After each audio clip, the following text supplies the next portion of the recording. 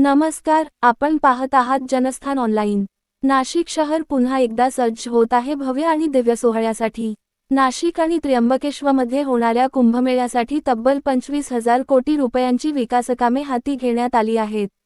काही कामांना सुरुवात झाली आहे, तर काही प्रस्तावित आहेत।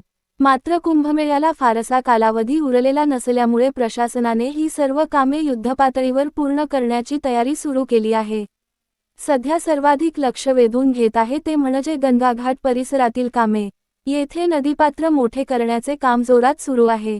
विशेषतः होळकर पुलाखालील भाग आणि लक्ष्मण कुंड परिसरात नदीचा विस्तार केला जात आहे, जेणेकरून भाविकांना अधिक सुरक्षित आणि सोयीस्कर स्नानाची सुविधा मिळेल। त्याचबरोबर नदीकाठावर मोठ्या प्रमाणात सुशोभीकरणाची कामे सुरू आहेत। अतिक्रमण हटवण्यात आले असून त्या जागी दुरुस्ती आणि विकासकामे वेगाने सुरू आहेत। त्यामुळे कुंभमेळ्याच्या वेळी हा परिसर अधिक आकर्षक आणि व्यवस्थित दिसणार आहे। यंदाच्या कुंभमेळ्याची सर्वात मोठी अपेक्षा आहे स्वच्छ आणि प्रदूषणमुक्त गोदावरी।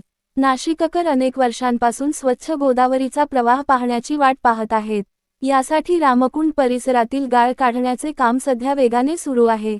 तसेच गोदावरी प्रदूषणमुक्त करण्यासाठी सुमारे 1700 कोटी रुपयांचा एसटीपी प्रकल्प राबवला जात आहे।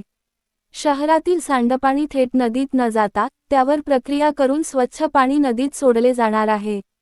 दरम्यान कुंभमेळ्यासाठी महत्त्वाचा असलेला शाही मार्गही सध्या केंद्रस्थानी आहे। या मार्गावरील अतिक्रमण काढण्याचे काम युद्धपातळीवर सुरू आहे, जेणेकरून लाखो भाविकांना कोणतीही अडचण न येता मिरवणुका पार पाडता येतील। काळाराम मंदिर परिसरातही मोठ्या प्रमाणावर बदल घडत आहेत।